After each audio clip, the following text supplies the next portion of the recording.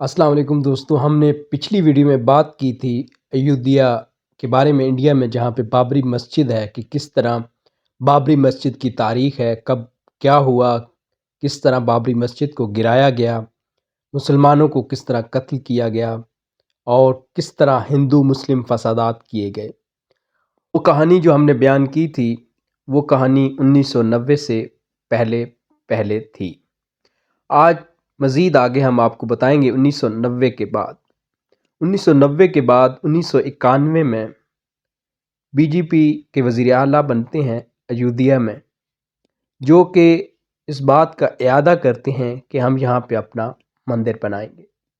और 1991 में ही एक जलसे से खिताब करते हुए बहुत से शिव सेना के हिंदू इकट्ठे होते हैं और उनको इश्तियाल दिला के बाबरी मस्जिद पे हमला कर दिया जाता है। उस हमले में बाबरी मस्जिद को तकरीबन मुकम्मल तौर पे मुनहदम कर दिया जाता है। इतनी तोड़ फोड़ की जाती है कि मस्जिद को बिल्कुल तोड़ दिया जाता है। एमरजेंसी नाफिज की जाती है कि मुसलमानों की मस्जिद को बचाया जाए, लेकिन ये एमरजेंसी बराए नाम होती है। और इस एमरजेंसी के बावजूद 2000 मुसलमान शहीद हो जाते हैं शिव सेना के हिंदुओं के तशद्दुद से। कुछ लोगों की इमारतें जला दी जाती हैं, दुकानें लूट ली जाती हैं और मुसलमानों का कोई पुरसाने हाल नहीं होता। भारत के मौलाना अबुल कलाम आज़ाद भी सोचते होंगे कि काश हम पाकिस्तान में होते तो हमारी ये हालत न होती, लेकिन मौलाना अबुल कलाम आज़ाद मुसलसल मुस्लिम लीग के ख़िलाफ़ रहे और उसका नतीजा उन्होंने अपनी ज़िंदगी में ही देखना शुरू कर दिया। जैसा कि पिछली वीडियो में मैंने आपको बताया भी था कि मौलाना अबुल कलाम आज़ाद ने कहा भी था कि अगर इस रियासत को आगे सेकुलर रहना है, मुसलमानों के साथ मिल के चलना है, तो इस मस्जिद का मसला हल कर दिया जाएगा। अगर ऐसा न किया गया तो इसका मतलब है कि ये आइंदा भी इसी तरह होता रहेगा और बाकी मस्जिदों को भी इसी तरह गिराया जाएगा। और यूँ हुआ कि मुसलमानों की मस्जिद को गिरने दिया गया और इस राह को हमेशा के लिए खोल दिया गया कि कोई भी हिंदू किसी भी मस्जिद को गिरा सकता है। मौलाना अबुल कलाम आज़ाद ने अपनी ज़िंदगी में बगावत के पर्चे में कैद भी काट रखी है। यही बाबरी मस्जिद के बैकग्राउंड और बाकी मुख्तलिफ मसाइल की वजह से 2002 में गुजरात के हिंदू मुस्लिम फसादात होते हैं, जिसमें हज़ारों की तादाद में मुसलमानों का कत्लेआम किया जाता है। और वहाँ के वज़ीर आला होते हैं मोदी, जो इस वक्त भारत के वज़ीर आज़म हैं। केस चलता रहता है अदालत में, हाई कोर्ट फैसला हिंदुओं के हक़ में दे देती है। मुसलमान इस आस पे होते हैं कि सुप्रीम कोर्ट से फ़ैसला उनके हक़ में आ जाएगा, लेकिन शायद भारत के मुसलमान भूल चुके थे कि ये हिंदुओं का भारत है, न कि मुसलमानों का। हालांकि हिंदू उनको बार बार ये याद दिलाते रहे हैं कि ये आपका भारत, आपका मुल्क नहीं है, लेकिन उसके बावजूद भारतीय मुसलमान ये बात मानने को तैयार नहीं है। और हुआ यूँ कि आखिरकार दोबारा सुप्रीम कोर्ट से भी हिंदुओं के हक़ में फ़ैसला आ गया और उन्होंने फ़ैसला ये दिया कि हिंदू वहाँ पे मंदिर बना सकते हैं, लेकिन जो मस्जिद को तोड़ा गया था 1992 में, वो गलत था और कानून की खिलाफ वर्जी थी और मुसलमानों को मुतबादल 7 एकड़ जगह दे दी जाए जहाँ वो अपनी मस्जिद बना सकें।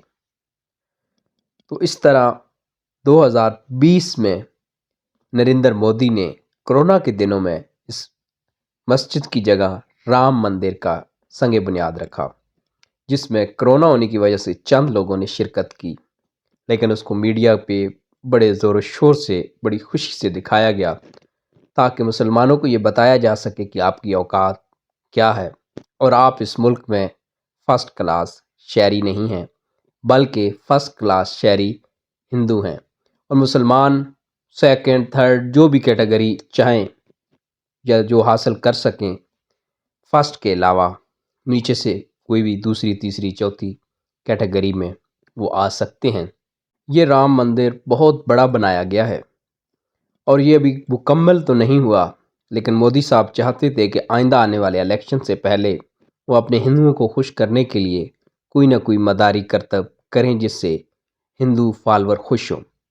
लेकिन हैरानी की बात है, ان کے اس اقدام سے صرف ہندو جو ہیں وہی خوش نہیں ہوئے، بلکہ کچھ نام نہاد مسلمان بھی بہت خوش ہوئے، اور انہوں نے حالیہ ہونے والی رام مندر کی تقریب میں بڑھ چڑھ کے شرکت کی۔ ہندو تو تھے ہی تھے، جن میں امبانی اور دیگر جو بڑے بڑے ان کے بزنس مین ہیں وہ بھی شامل تھے۔ اس کے علاوہ ان کے فلم سٹار جو اپنے آپ کو لبرل سیکولر کہتے ہیں اور کہتے ہیں ہم سب مذاہب کی آزادی پہ یقین رکھتے ہیں اور ہم لبرل اور سیکولر ہوتے ہیں، لیکن جہاں آ کے پتہ نہیں ان کا سیکولر لبرلزم کدھر گیا ہے، تیل لینے چلا گیا ہے، کہاں چلا گیا ہے، کوئی پتہ نہیں۔ چلے ہندوؤں نے تو شرکت کی، ان سے کیا گلا۔ وہ کہتے ہیں نا ہمیں اپنوں نے لوٹا، غیروں میں کہاں دم تھا، ہماری کشتی وہاں ڈوبی جہاں پانی کم تھا۔ تو بھارتی مسلمانوں کے ساتھ بھی کچھ ایسا ہی ہوا کہ ہندو فلم سٹارز کے ساتھ ساتھ نام نہاد مسلمان فلم سٹارز نے بھی اس تقریب میں شرکت کر کے مسلمانوں کو بتایا کہ اگر آپ اس ملک میں کچھ بننا چاہتے ہیں، کسی مقام پہ پہنچنا چاہتے ہیں، تو آپ کو بھی ہمیں کاپی کرنا ہوگا، کہ یعنی یہ مسجد یہ وہ ان کا رونا دھونا چھوڑیں، آپ بھی خوشی خوشی ان مندروں میں آ کے سجدے کریں جس طرح ہم کر رہے ہیں۔ نام بے شک مسلمانوں والا رکھ لیں، لیکن کام مسلمانوں والے کریں گے تو پھر یہ توقع نہ رکھیں کہ آپ کو اس طرح ٹریٹ کیا جائے گا جس طرح ہم کو ٹریٹ کیا جا رہا ہے۔ ہم کیونکہ ان کے ساتھ چل رہے ہیں، ان جیسی حرکتیں کر رہے ہیں، تو یہ ہمیں اچھا ٹریٹ کر رہے ہیں۔ اگر آپ بھی اچھی طرح اس ملک میں رہنا چاہتے ہیں تو آپ بھی ہمیں کاپی کریں۔ اس چینل کو سبسکرائب کریں، ویڈیو کو لائک اور شیئر کریں۔ بھارتی مسلمانوں، اللہ آپ کو ہمت دے، توفیق دے کہ آپ اپنے پاؤں پہ کھڑے ہو سکیں۔